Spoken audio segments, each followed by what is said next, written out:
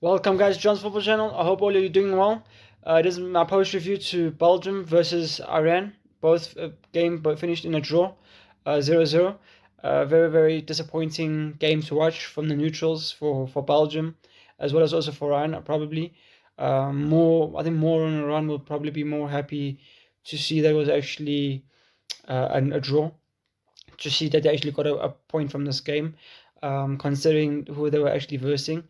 Belgium is not obviously the best team in the competition, but they're nowhere near the lower levels. They're obviously up there. They know how good they are and how good they can be on their night, if everything clicks, and the quality players that they have in their team, as well as the players that they've had around. You have the likes of Courtois at Real Madrid. You have Lukaku, who's been in the Premier League. He has worn the t-shirt. He knows what it means to probably win at the highest level. Also like De Bruyne, I would say De Bruyne more than Lukaku. But yeah, these are very top ballers who know how to get the job done, and it was very, very surprising that they didn't actually end up getting the results in the end. That would actually um, make a statement and actually ensure that they actually top the group and also compete in terms of knowing that they are actually one foot closer to qualifying into the next round. But let's get into the lineups and actually analyze it from there. Starting off with Iran, they actually went with obviously Bernard in goal as a goalkeeper. Then as their back four, they went Stuffy, Naminti, Karifi, and then Kani, and then Hadi as the back five. And then in the midfield, they went with the back midfield four of Morefi, Kazabi, Gurus, and Razanian as the midfield. And then ahead of them they were in with Taremi as the striker. And then if we look at Belgium, they obviously went with Courtois in goal. They went with Meunier, Goyo, Makele, and De Kuyper as the back line.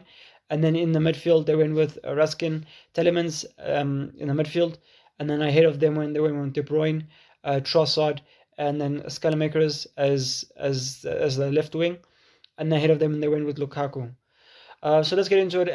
Let's analyze and actually see how did this actually unfold and what actually went wrong for Belgium in order not to actually get the win over Iran. So the way I see it, obviously you could see that the first what happened was Lukaku getting a yellow card in the first 3 minutes. Obviously him sliding in at the goalkeeper, having his studs up. Obviously that is a reckless challenge and a reckless commitment of a player to actually commit like that, to try to get the ball. I mean, there's no need, I suppose, to do such. And I think I always think of myself being in that position as a person, and I think most people can do the same. To think that it's not very ideal for you to slide tackle or slide in with your studs, especially facing someone else going in for a cross and whatever like that. I know some players know how to do it and have done it, but I just feel like that wouldn't be me. I wouldn't be able to pull that off. That's just not of my nature to actually put my studs anywhere and not know, or probably know there's going to be somewhere and it's not going to be decent for any other player around me to actually endure that pain, and actually commit anything like that. So probably hence why it makes sense that he gets the yellow card. And then Iran also ended up getting a yellow card with Sadike as one of the players to actually also get a yellow card in the first half. If we had to analyze the first half, and I think most of the second half as well, I think Belgium were pushing, they were fighting, they were asking questions of Iran.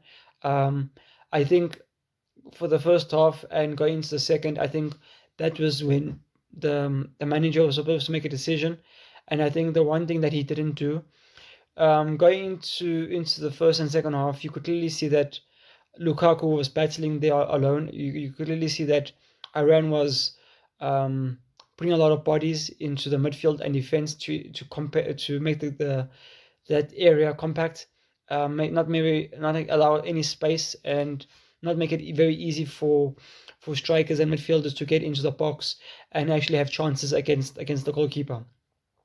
So very good from them. I think and at that stage, the only thing you can do is actually have your wingers tuck wide, very, very wide on the bylines. But I think at that stage, when we saw Lukaku struggle once or twice trying to turn and actually get a shot at goal, I think that's when you say to yourself, no, as a manager, let me bring another striker on. No, regardless, let's just say, even though you probably didn't have an out and out striker, play someone. We clearly see like the likes of Trossard on that wing was very, very quick on the ball and was able to cause problems for their right back. And I think it's a player like that and that kind of mentality and that kind of skill that is required in times like this where the box is compact. You need those players who are able to go past one or two players with the skills and the dribbles to actually have a shot at goal. And obviously we knew going into the second half that you're not going to probably get that with Romelu Lukaku as a tank. As someone who's very, very strong, but also obviously with strength and muscle, you're most likely going to be very, very slow to actually turn and actually get around players. And I think hence why not much was done with Lukaku and not much outcome came from him being in the field. So I think hence why they probably at their best bet should probably bring another player on to actually either compete with Lukaku as well in terms of headering and actually have another man there to actually compete with the defenders, to compete with the midfielders in that box.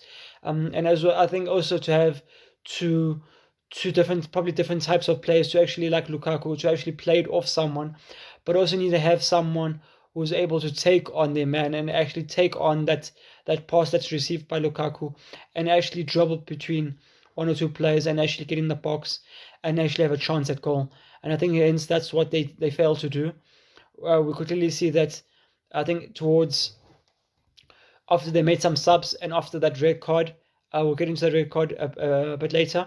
But after that, after the getting into the having some subs and all of that, we could really see towards the later stages of the game, Belgium kept crossing the ball, and you could clearly see there was no idea and no pathway to actually say, okay, no, this is what we're gonna do. This is how we're gonna hurt them, and this is how we're gonna actually get the goal and get the lead in going into the second half and going into the later stages of the game. And I think it was also very shocking to see Lukaku come off in the 73rd minute. I mean, you could be tired, you could be whatever, but I think you need to keep that player on, especially a person like him, to actually have some form of an option to actually cause a threat going into the later stages of the game. We did see also De Bruyne coming off as well. I mean, that's a bit obvious. I mean, in the 87th minute, I mean that's fine. I mean, there's not much you can expect De Bruyne to do within the next 8 minutes, with including extra time. So you could understand why they brought him off just to make sure that there's no injuries and no unnecessary fatigue from the player in order to not play the next game. And then if you look at the Nathan that got the red card, I do feel it was a bit soft. I mean, it wasn't clear cut that he actually was holding him or anything like that. But you could clearly also see it from a lens of the striker that was trying to get the ball or got the ball away from Nathan. Clearly, he decided to fall to the ground, and he clearly definitely wanted the free kick, and the red card was a better thing for him and for his team than to actually have a chance at running a goal, and actually having a chance at Thibaut Courtois and actually probably having scoring.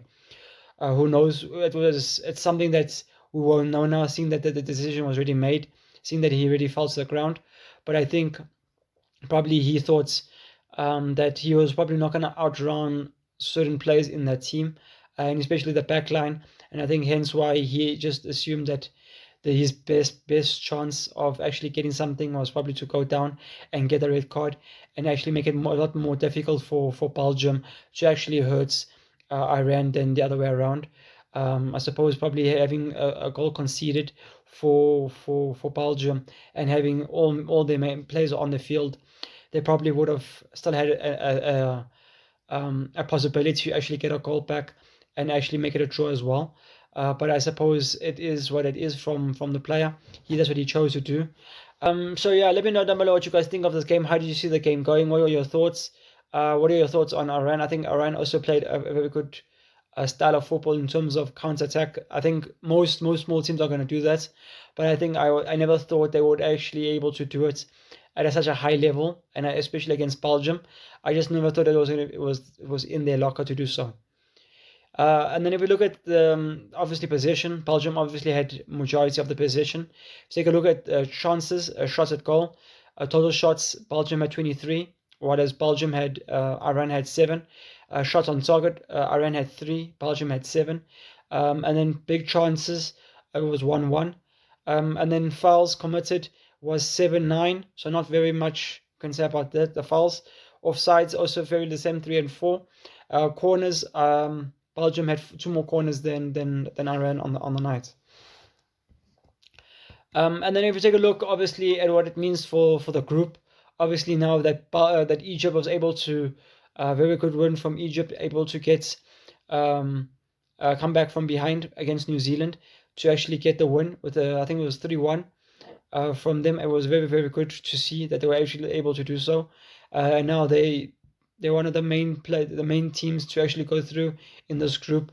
Seeing that they have 4 points, they obviously know they cannot afford to lose their next game. I think if they draw, they know more or less they've cemented themselves in the first spot for this group, which is obviously exactly what Egypt would want going into the next round. And then if you take a look at how it stands now in the FIFA World Cup, best 3 places. Obviously, we have Sweden, Scotland, Paraguay, Cape Verde, Belgium, and Portugal. And then we also have Turkey, Ecuador, Bosnia, Panama, and then obviously all the other teams below. Obviously, I'm not as it stands. They're not going to be going through the likes of Panama, Jordan, and Senegal. So they definitely have their work cut out, and they have to definitely make sure that they actually have to do something in the next 2 games to actually make some changes and actually find a way to actually get the wins and get the points to move up further up the table, so that they can actually know that they're safe and actually know that they can have a chance into the next round of the competition. And then let me know down below what you guys think of Cape Verde. I think Cape Verde is obviously another very dark horse going into this competition. I think we were all surprised as to what they did to Spain, and now recently against Uruguay. So very good from them, and very good from Cape Verde to see that what they were able to do, and what they're still able to do, and what they still are capable of going into the next games. So let me know what you guys think of Cape Verde. How far do you see them going into this competition, and what are your thoughts on the other South African teams? Let me know down below, whoever South African and whoever actually from South Africa and from Africa as well. Where do you guys see most of the African teams finishing? Who do you see finishing last? Who do you see remaining in the competition? The last team? Do you see it's probably Senegal? Do you see Cape Verde? Let me know down below what you guys think, and what are your thoughts for these teams. And yeah, guys, let me know down below also, where do you see Iran finishing and Belgium after this draw? Is your perspective on Belgium and Iran different now? Do you see stay tuned for the Portugal game and we'll see what happens there, and how that game unfolds. So you guys, peace.